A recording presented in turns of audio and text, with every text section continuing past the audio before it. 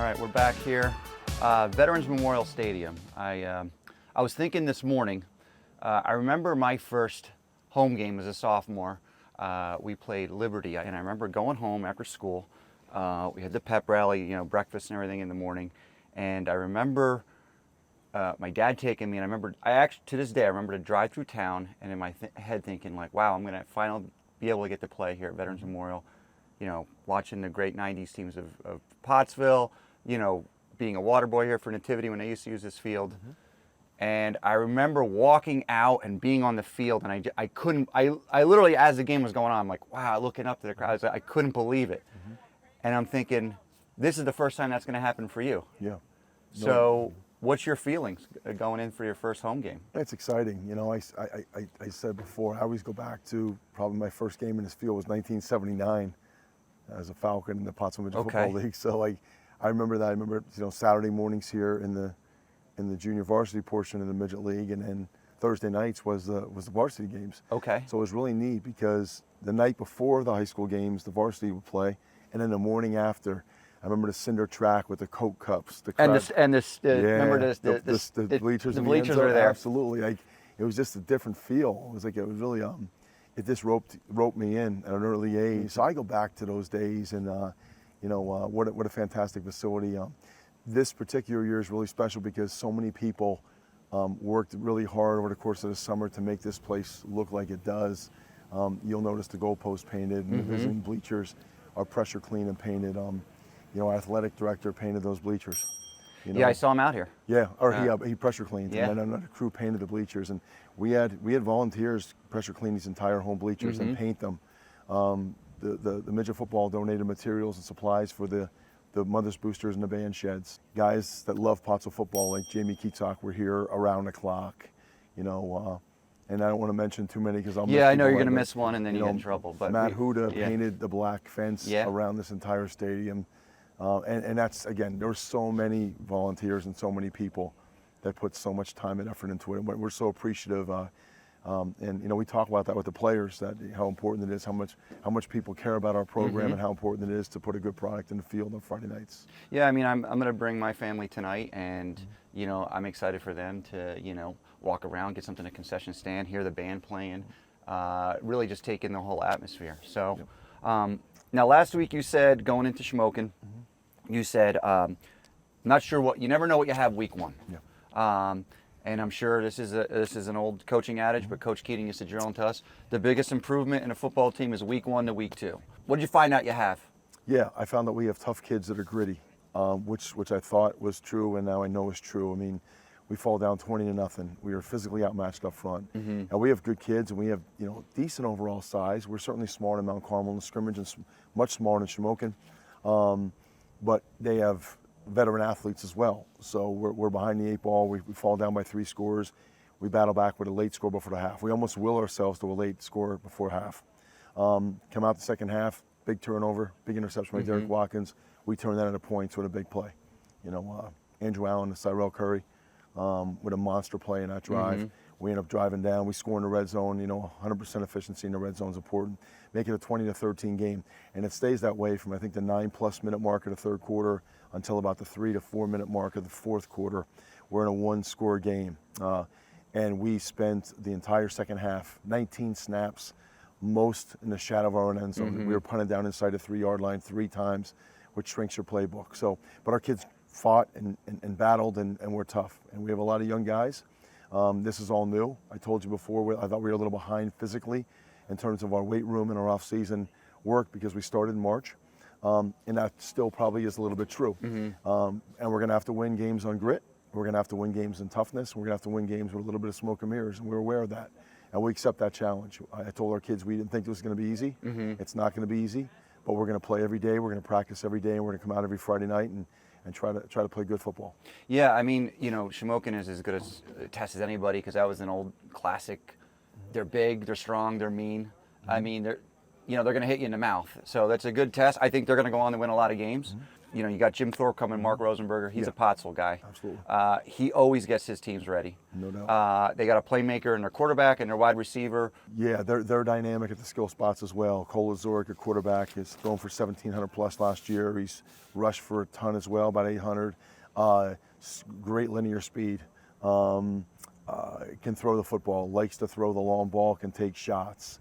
The Escavage kid, number 13, big receiver, plays on the ball mostly, is 6'2", 200 in the program. He's a very big, thick kid.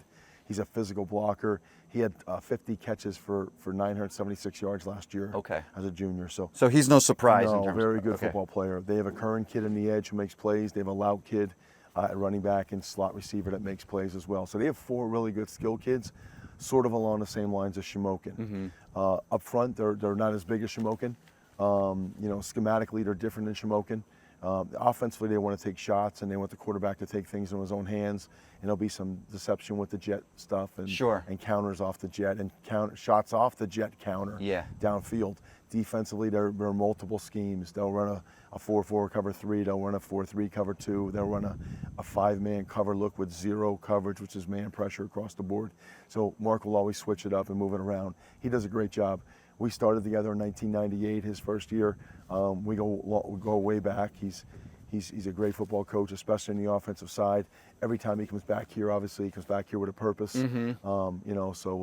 But his longevity at Jim Thorpe's is amazing, and the job he's done there, and he's got his kids ready to play every single game. How do you think the team responded this week? I mean, you had that momentum with the summer and everything like that, and to not get that win the first week, how did they respond? Sure, a lot of challenges this week. When you're in education and you coach football long enough, you understand the challenges of the first week of school. All right, you couple that with a little bit of a heat wave this week. Our building's not air conditioned. It is not. Our kids were in a sauna all day, had to walk over to 16th Street because our practice field's getting worked on with the lighting project. So we're working out of a truck with our pads, not all our equipment. Right. So a lot of challenges. JV game at Shamokin. We had to move the game to Shamokin because of our field conditions here. Our JVs get home after 10 o'clock on Monday night. All right, so long week. All right, so we fight through Tuesday's practice, probably our most average practice of the year. We come out Wednesday out of the blocks, fight our way through, and from inside drill on was a great practice, as good a practice as we had all year yesterday.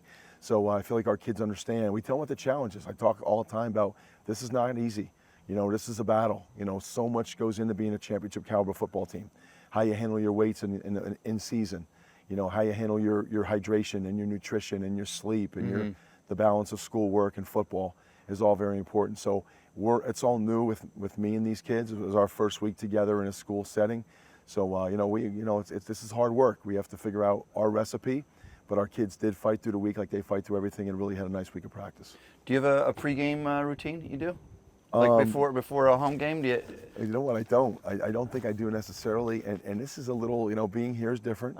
It's our first home game tomorrow. We don't have school tomorrow, on Friday. So it's a little different. So how do we react during the course of the day? And it's unique. So every situation's a little different. And this is obviously being my first home game here. Not sure exactly what my pregame routine is going to look like. Probably a little short walk. Here at the stadium. Beforehand. So we'll this see. This is really a peaceful. Like I come here a lot and walk, and Sunday this is almost like my church. I get here and I do a walk, and sometimes I'll just sit right up there, and just the serenity of this place, and you see it. And like I said, I know the fad now is going to turf. I hope this never happens at this field, just because I just think grass belongs here. But yeah, people talk about this stadium and Martz Hall, of course, all throughout the state. I mean, people love coming up here and playing. So yeah, it's a neat place. I mean, the way it's designed, the way it's sort of built into the embankment here, and the historic press box and the historic Bill Flynn press box, and the stone ticket booths and everything. It's a really neat place. The trees have grown in, so it's a wonderful place. And again, new lighting project this year, so we have new LED lights here, brighten the place up, and. But it's a special place for a lot of people. It's a special place for our program and our kids. So one little tidbit, and I don't know if I'm right on this, but the lights, with the LED lights, you don't get the spill. apparently. Yep. So you won't see that glow when you're, like from my house, I could look out my window and I could see the glow, but we won't see that glow anymore. But the field is brighter. Right. Feels really bright. We had a test run last week during the week at night. The lights almost teardrop onto the field. So even the seats are a little bit darker.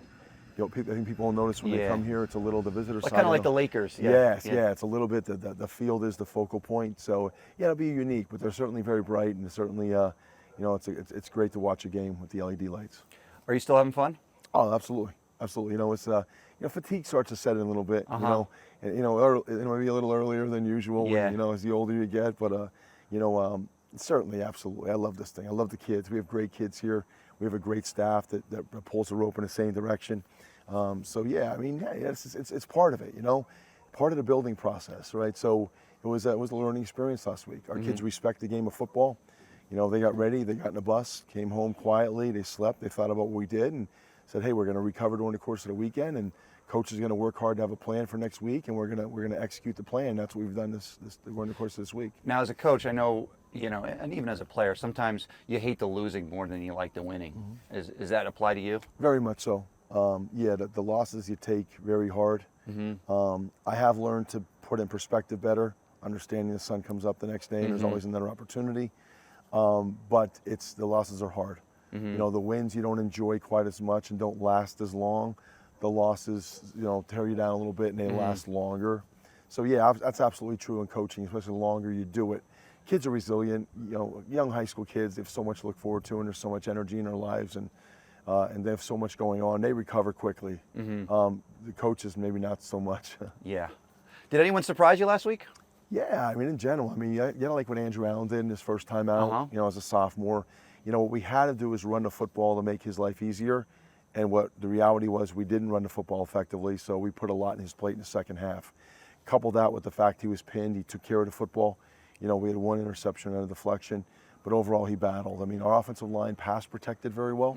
We struggled in the run game with their sheer size, pass protected very well for really our first time in more of a conceptual 5-step system. Obviously,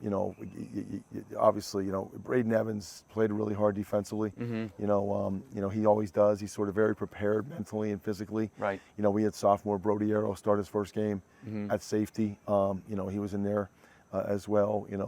A lot of our guys are new football players, and haven't played a ton. Cole Cesar was forced in action on both sides of the ball quickly upon the injury of Ryan Galen. So, he went from playing, 50 snaps a game to playing 100 plus snaps a game. As a junior two-way lineman, which is what we try to avoid, was hard. Luke Shane never comes off the field. Just to name a few. We can name Cyril Curry, obviously made some monster plays for us.